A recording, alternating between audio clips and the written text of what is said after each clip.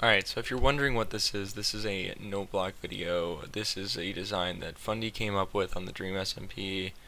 It allows you to have sort of multiple controllable tracks that you can play different sections of.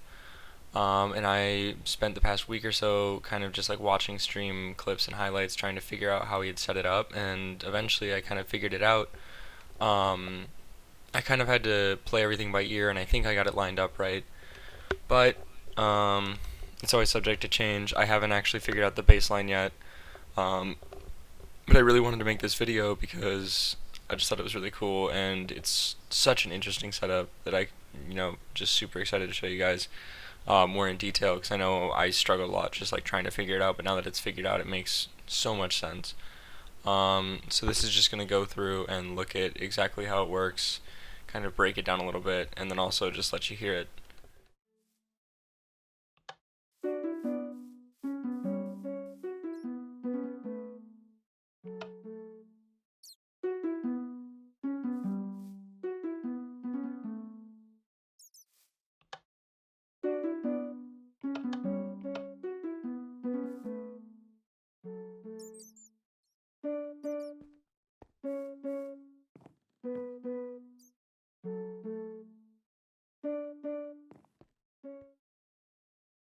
Alright, so what you just saw was kind of the individual track selection. Right now there's only two, but I always build it with four just in case, like for when I do figure it out. That way I can always just add on.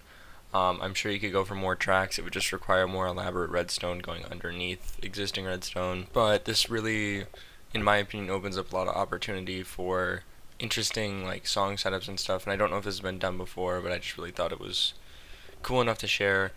Um, because I've never actually played with redstone that much before. So, and this was actually a super good like intro to redstone. Alright, so what I'm about to show you is more of a breakdown. I'm going to try and illustrate to you exactly how this like multi-track feature works, and how to set it up.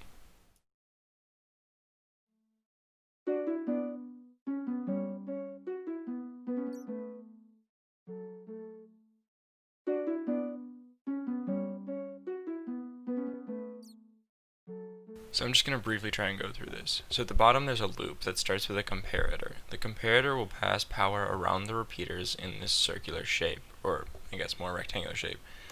It will then pass out and go out to each of these four quote-unquote tracks, as I'll call them. So each of these tracks is wired up to a lever on the left-hand side. So these levers on the left-hand side will toggle on and off the track.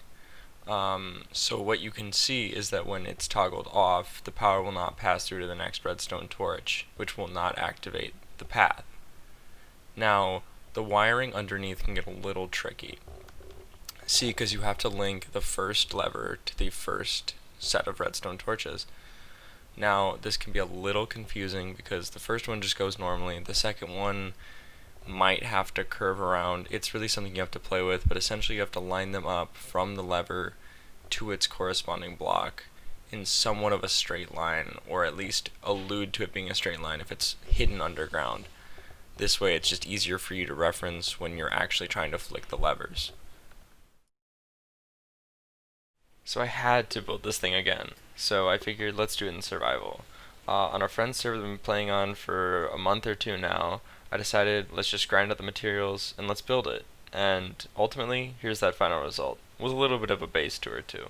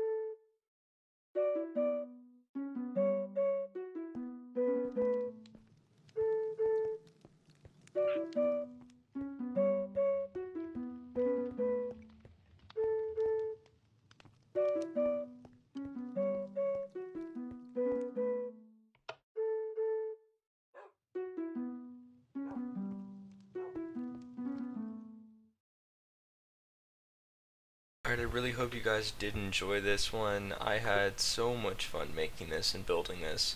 I am by no means good at Redstone, nor do I want to take credit for this design that I did not make. But I did think it was super fun and super easy, and if this helps anyone else understand it, that's the goal. Um, yeah, I'm looking into how I can expand this, how I can add in the bass line and a couple other sections of the song.